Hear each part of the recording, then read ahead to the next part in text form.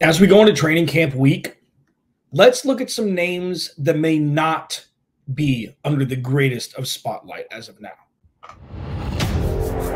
You are Locked On Cardinals, your daily Arizona Cardinals podcast.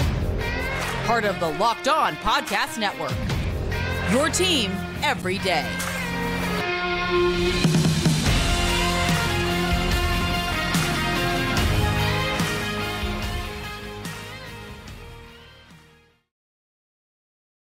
Locked On Cardinals, Alex Clancy here. Follow me on Twitter at Clancy's Corner. Follow the podcast at Locked On AZ Cards. Thank you for making Locked On Cardinals your first listen each and every day, free wherever you get your podcast and on YouTube. This episode of Locked On Cardinals is brought to you by LinkedIn. LinkedIn Jobs helps you find the qualified candidates you want to talk to faster. Post your job for free at linkedin.com/LockedOnNFL. That's linkedin.com/LockedOnNFL to post your job for free. Terms and conditions apply. So there's going to be so many things to talk about from now into the regular season. Like we're there.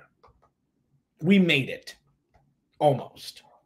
We're less than 2 months away from the season.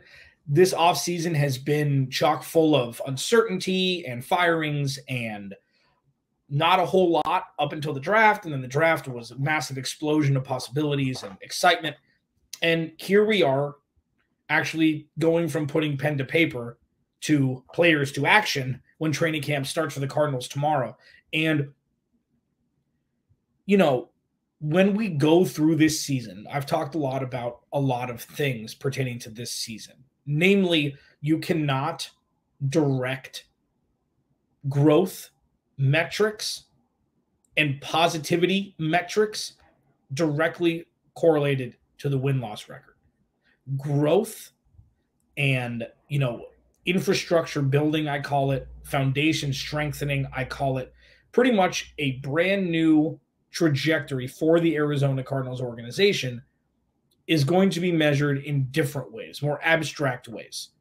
And those aren't moral victories. Those aren't anything other than exactly what they are. Gauging the talent on this roster in an effort to position themselves the best for the future. What does that mean? That's general. That doesn't make any sense. Sure it does. One of my favorite things to say is 2023 will be a year that determines where the Cardinals can save high draft capital for next season. If B.J. Ojulari and Garrett Williams turn into CB1 and Edge Rusher 1 or whatever they use B.J. Ojulari, and Budda Baker stays and Zaven Collins solidifies himself maybe as an edge rusher at times depending on the package. And if Keaontay Ingram, who I'm going to talk about today, can come out and really be that RB2, potentially save the Cardinals some money and draft capital from the running back position. And if Michael, it's going to be down the list where it's like, okay, so Garrett Williams is a CB1. They don't have to spend a first or second round pick next year on a cornerback. Okay, B.J. Ojulari, Cam Thomas, Myjai Sanders, and, Kazir White at times are coming in with a hint of Zaven Collins coming in, and the pass rush is really going to be a strength for this team moving forward. They don't need to draft an edge rusher in the first or second round. Things like that, where you're just going to be checking the boxes for positions that don't need that front-level talent and really just need to draft for depth with potential for greatness, which is what the draft is supposed to be. You're not supposed to go in every year and draft for absolute need for rookies to start in week one because the roster is built so crappily that that's the only way to go about it moving forward.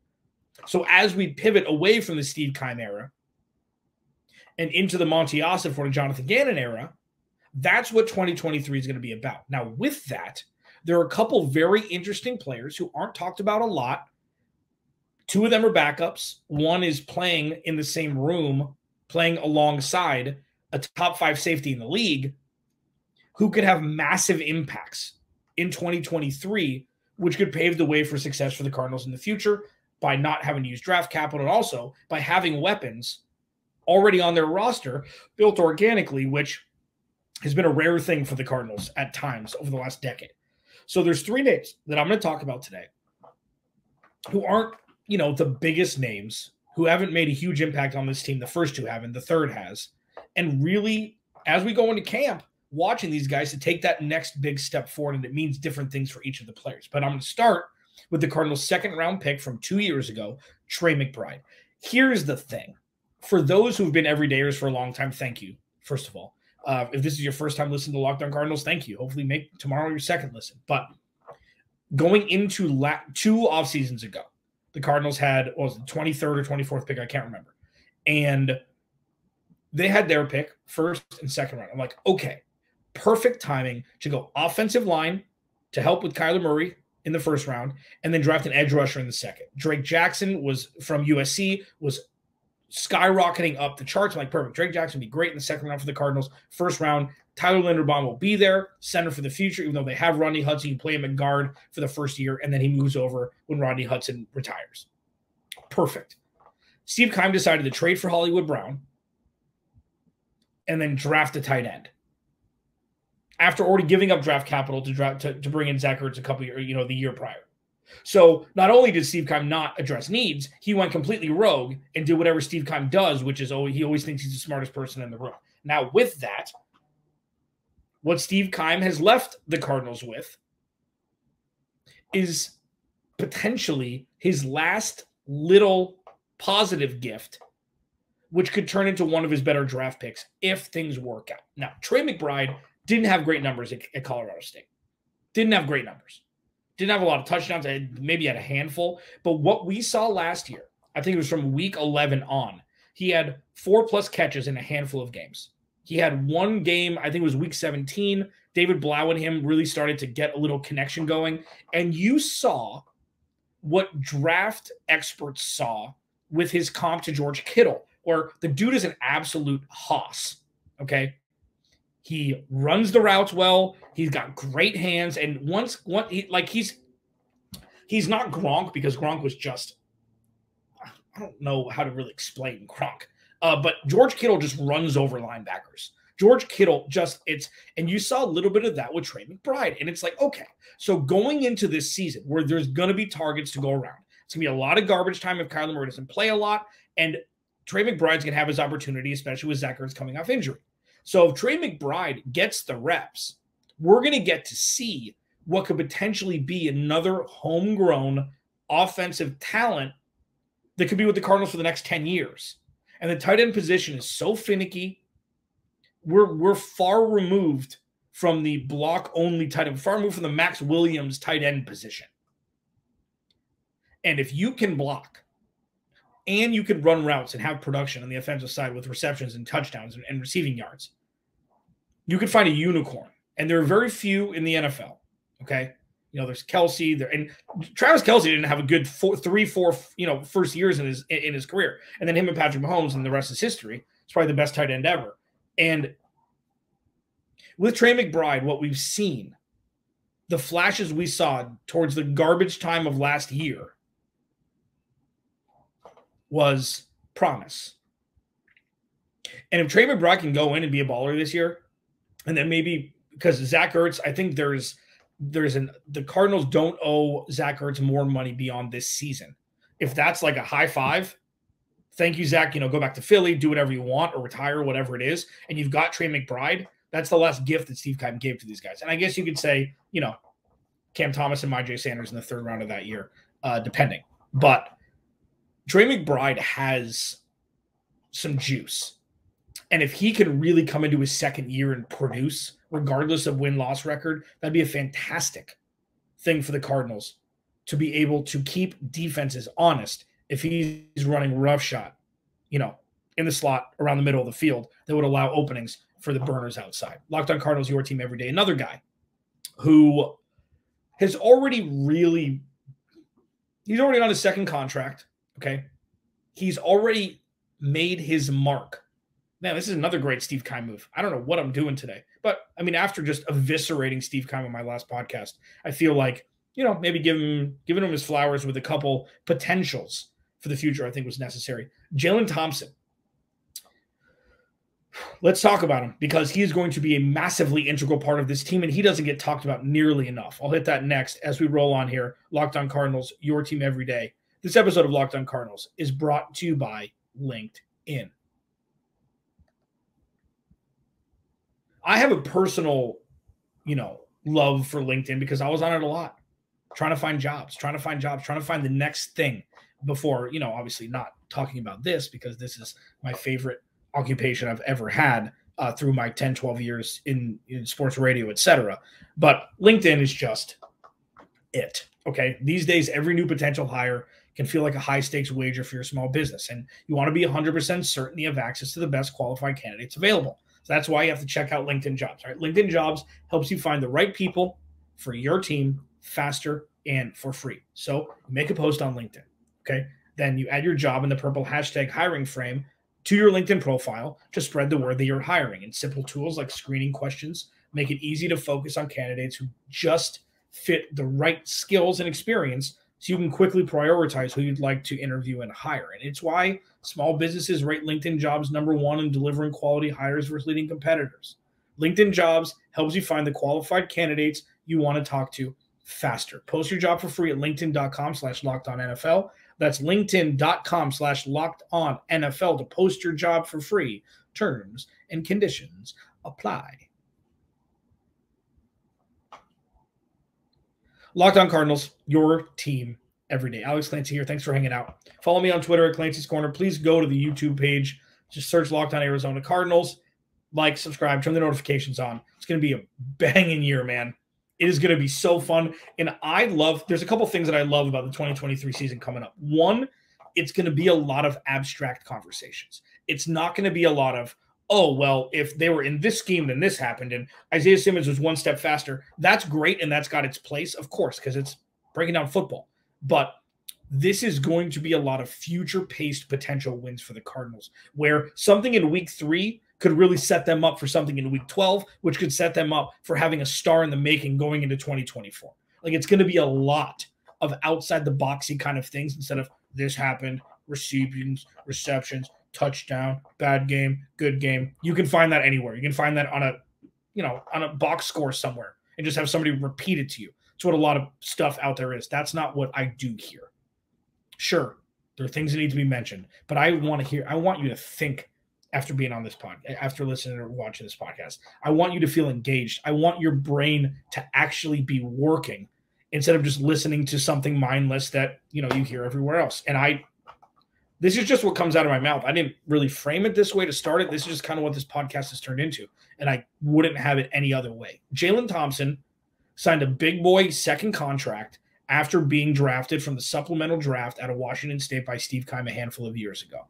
$25+ million guarantees. He deserves it as being one of the better strong safeties that nobody talks about in the NFL. Sure, Budda Baker gets the praise, but them two together have been the most stable force of any position group the Cardinals have had in the last 5 years.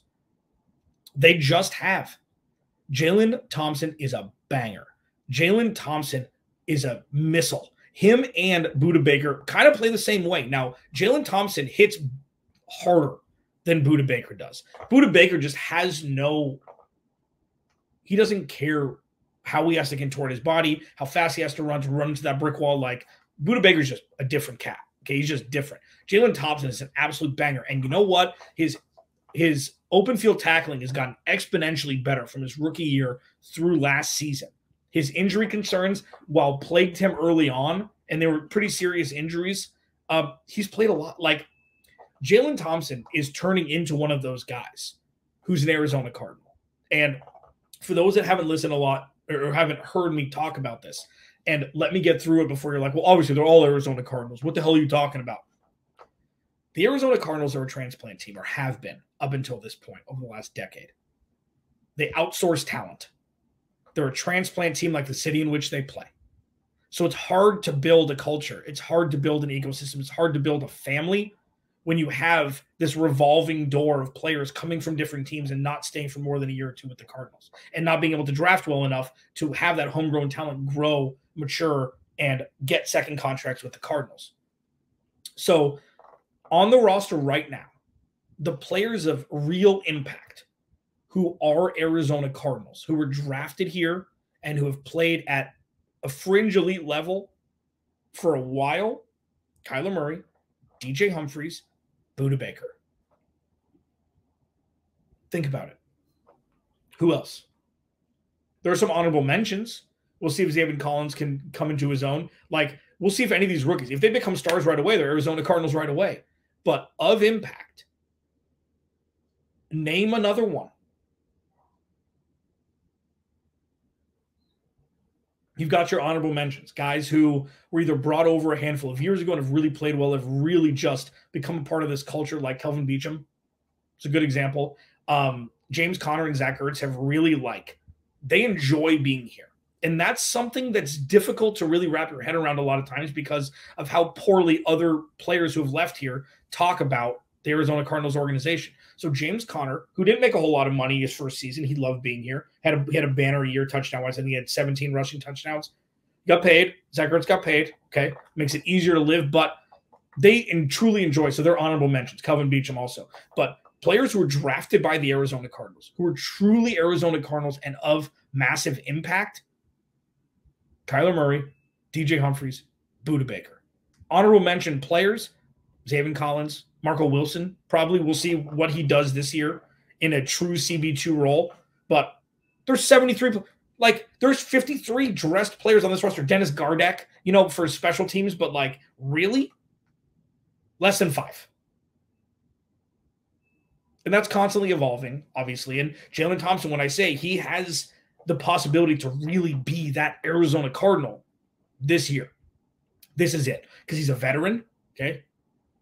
It's going to be a young defense. There's no interior defensive line. He's going to have to play outside of the box a little bit more than just his strong safety position. This could be the coming out party Pro Bowl year for Jalen Thompson. So when I talk about the 3 interesting players to watch going into training camp, Trey McBride first, he could supplant Zach Ertz, and he could be the tight end for the future for the Cardinals. Jalen Thompson has really been an unsung hero on this team, but when he's not playing, you can tell the impact when he's not on the field. And this is a year for him to have a coming out party, like a true Budda Baker coming out party. So that's 2. 2 guys who can be massively impactful for 2023, and again, not directly correlated to win-loss. We need to witness. The Cardinals need to find who their guys are going into 2024. And I think Trey McBride and Jalen Thompson have substantiated themselves as a possible real to-the-moon candidates as pertaining to relevance, numbers, and actual importance to the Arizona Cardinals going into 2023 and beyond. Who's the third? This one is a little bit more outside the box, but in the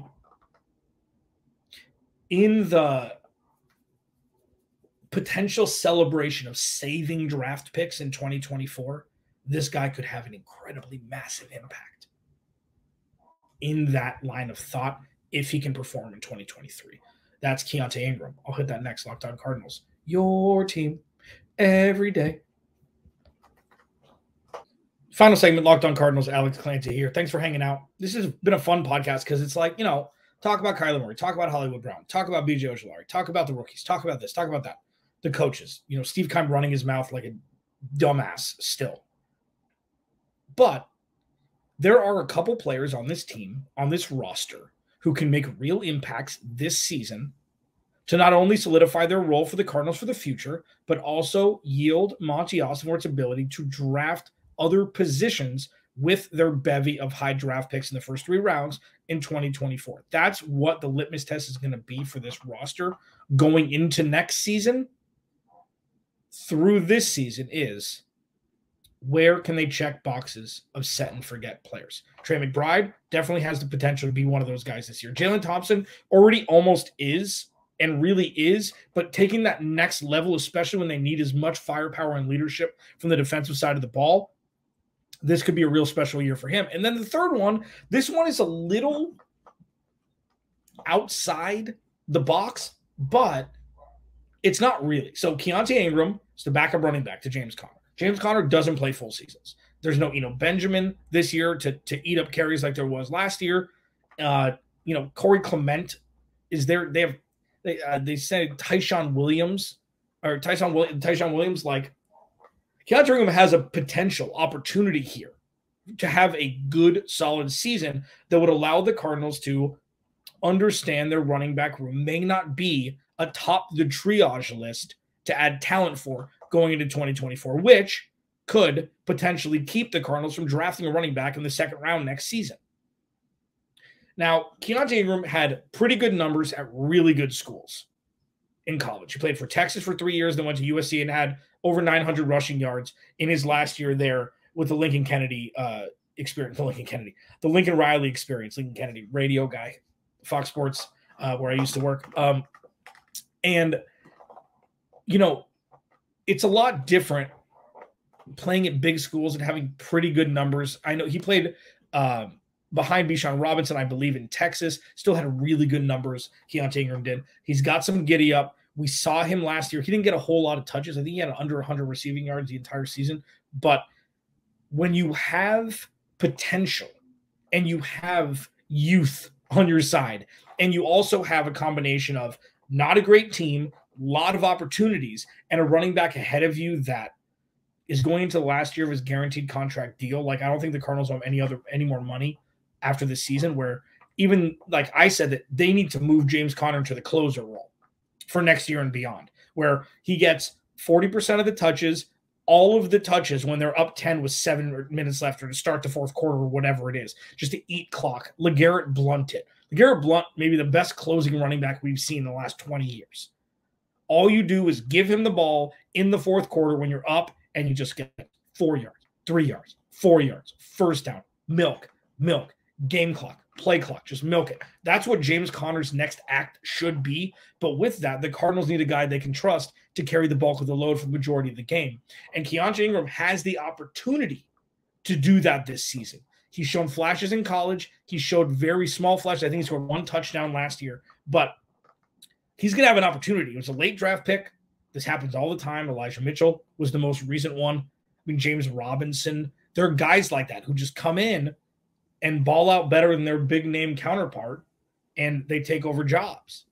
And Keaontay Ingram has the stage to have some production this season, which would allow Monti Ossenfort to potentially check the box on having to draft running back for need, where you could just draft for depth, or just sign a small-time free agent, something like that, where you don't have to use a second-round pick on a running back, which if Keaontay Ingram doesn't work out and they do move on from James Conner, there's going to be a gaping need in the backfield when Kyler Murray comes back healthy in 2024. Because remember, even though Cliff Kingsbury butchered this franchise for 4 seasons, relied on the players to do everything, come on. If you don't think that, I'm sorry, this is not the podcast for you. I hope you come back just like Howard Stern. You want to hear what I say next, even though you don't agree with what I just said. The Cardinals need to run the ball to win games. Run first, pass second. James Conner was the most integral part of this offense, not named Kyler Murray, when they started 7-0 and 10-2. Then they overused him because Cliff Kingsbury doesn't know how to run an offense. So then he got hurt, and then it was all downhill with Cliff Kingsbury getting hurt as well. Or Cliff Kingsbury. DeAndre Hopkins getting hurt as well. Trey McBride, Jalen Thompson, Keaontay Ingram. 3 guys who are not normally in the spotlight, who could potentially be in the spotlight in 2023. They can position the Cardinals much better roster-wise for 2024 and beyond. Alex Clancy, Locked On Cardinals. I'll talk to you tomorrow.